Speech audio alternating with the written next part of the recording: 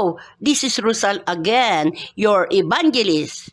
I am a jealous God. Exodus 23-17. The second part. Rosal Rabi.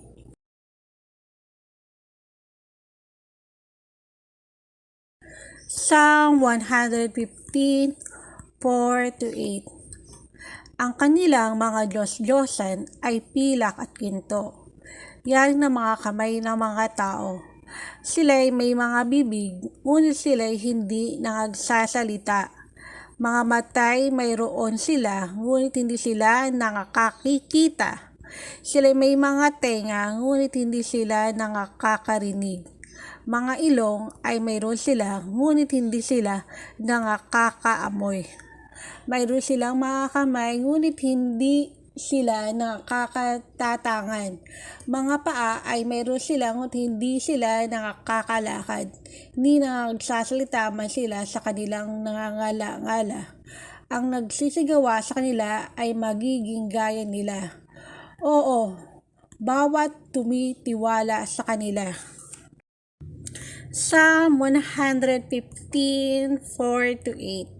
Their idols are silver and gold, the work of men's hands. They have mouths, but they speak not. Eyes have they, but they see not. They have ears, but they hear not. Noses have they, but they smell not. They have hands, but they handle not. Feet have they, but they walk not. Neither speak they through their throat. They that make them are like unto them. So is everyone that trusted in them. Isaiah 44, 9-13. Silang nangagbibigay anyo sa larawang inanyuan ay walang kabuluhan silang lahat.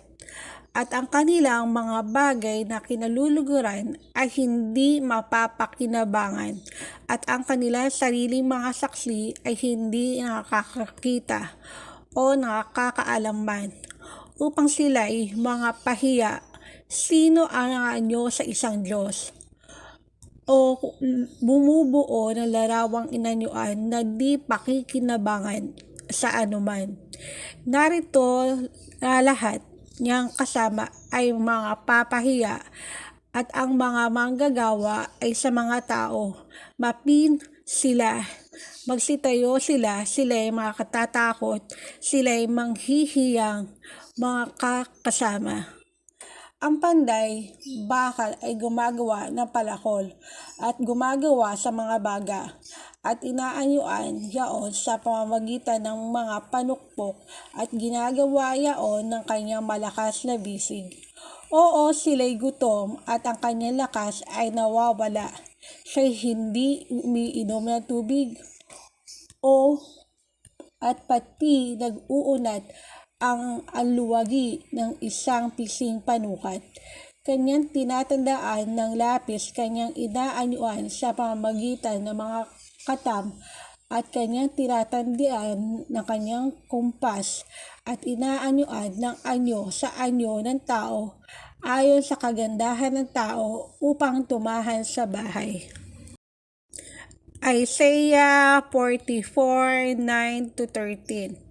They that make graven image are all of them vanity, and their delectable things shall not profit. And they are their own witnesses, they see not know that they may be ashamed. Who that form a god or molten a graven image that is profitable for nothing? Behold, his fellow shall be ashamed, and the workmen they are of men.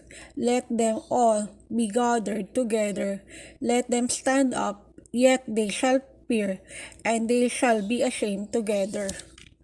They smite with the longboat work in the boat coals, and fashion it with hammers, and work it with the strength of his arms.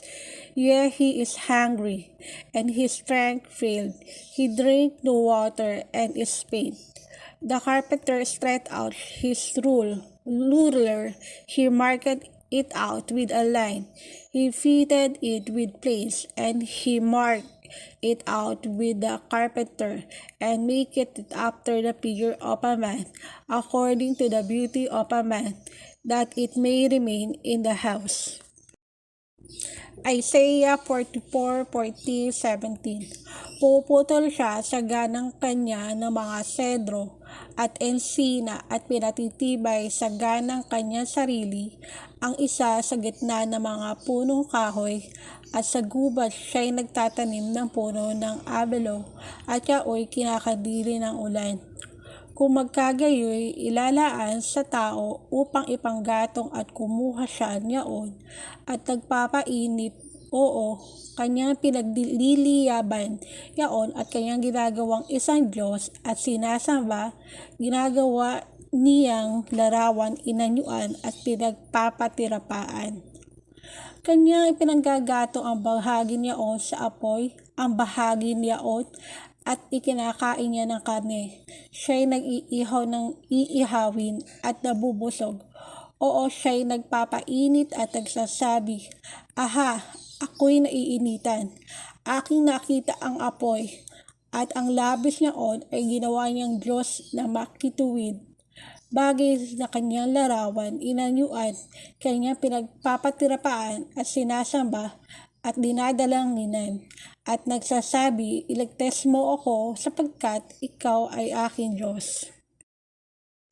Isaiah 44:14-17. He howed him down cedars and takes the cypress and the oak, which is strength for himself among the trees of the forest. He planted an ash, and the rain doth nourish it. Then shall be it for a man to burn, for he will take thereof and warm himself. Yea, he kindleth it and baketh bread. Yea, he maketh a god and worship it. He makes it a graven image and fall down thereto. He burned part thereof in the fire, which part thereof he eateth flesh. He roast and is satisfied.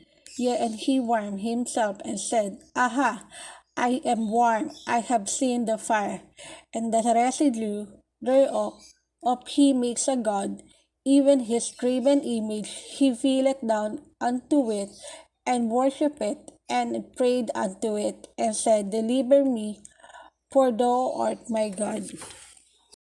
Hindi sila makakaalam o nagsisingunataman, sapagkat ipinikit niya ang kanilang mga mata, upang wag silang makakita at ang kanilang mga puso, upang wag silang makaunawa at walang nagpapala o mayroon mang makaalaman o unawa upang magsabi, hanggang ating iganatong ang bahagi niyon sa apoy. Oo, ako naman ay nagluto ng tinapay sa mga baga niyaon.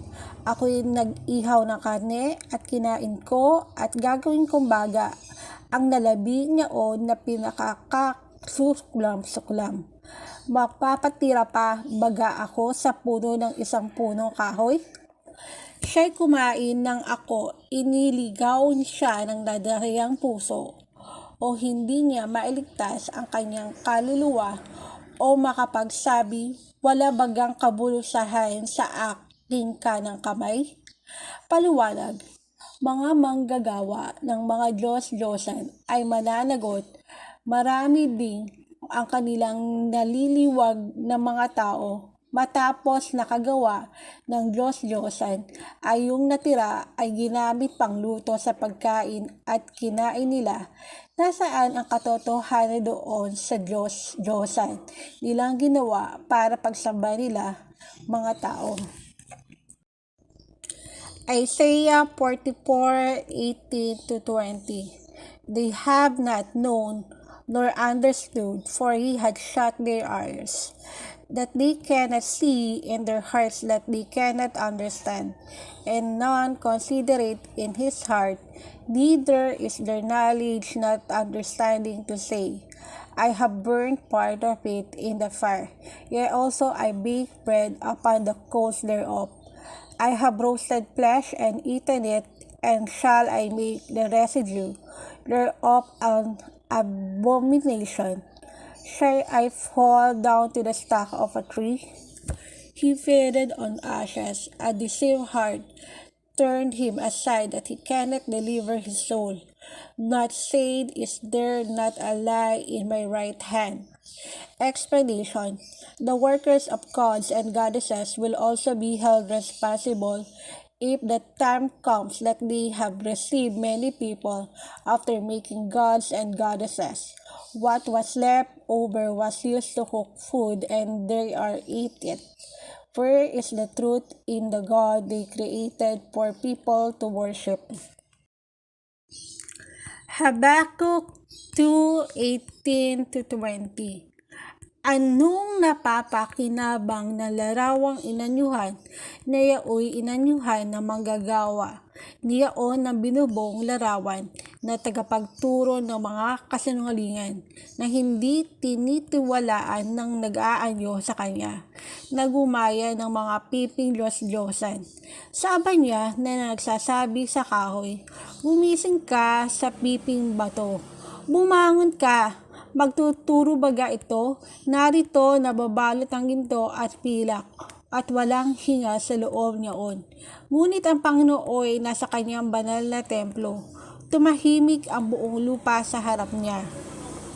What profit the graven image that the maker thereof hath graven it? The molten image and a teacher of lies that the maker of his work trusted therein to make dumb idols. Woe unto him that said to the wood, awake, to the dumb stone arise. It shall teach, behold, it is laid over with gold and silver, and there is no bread at all in the midst of it. But the Lord in his holy temple, let all the earth keep silence before him.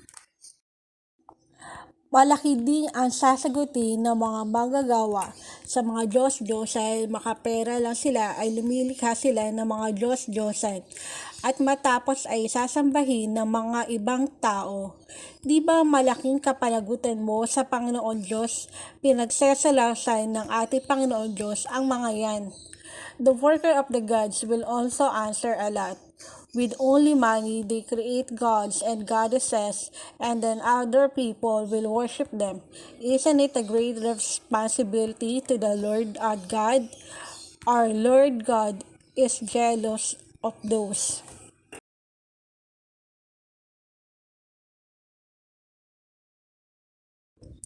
Marami rin sasagutin ang mga manggagawa ng mga Diyos-Diyosan. Magkapera lamang sila ay lumilikha sila ng mga Diyos-Diyosan at pagkatapos ay sasambahin sila ng ibang tao. Hindi ba't napakalaking kasalanan sa Panginoon Diyos? Hinihilan niya sa pagkagalit niya ang ating Panginoong Diyos at nagseselos ang mga yaon. There are also many who will answer the making of gods and goddesses. They only get money and they create gods and goddesses and then other people will worship them. Isn't it a great offense to the Lord God? They pull him in anger. Our Lord God is jealous of them. Thanks to all of you. Maging seryoso na po tayo sa pagpili sino ang paniniwalaan nyo sambahin, mga gawa ng mga kamay, o yung sinasabi ng tatlong anghel na ibalik yung dating pagsamba. Diretso sa kanya sa langit po tayo magdadasal, hindi sa mga larawan na gawa ng mga tao. Thanks to all of you. Let's be serious in choosing who you will believe to worship the works of hands and on what the three angels say to return you old worship direct to him in heaven. We will pray not to the image of people's work. Thank you all. Read this album again and again. I am a jealous God. The first and also the second part. Rosal Rabi. Thank you for reading. Please watch, subscribe, likes, and share too from Angel's Message Inc.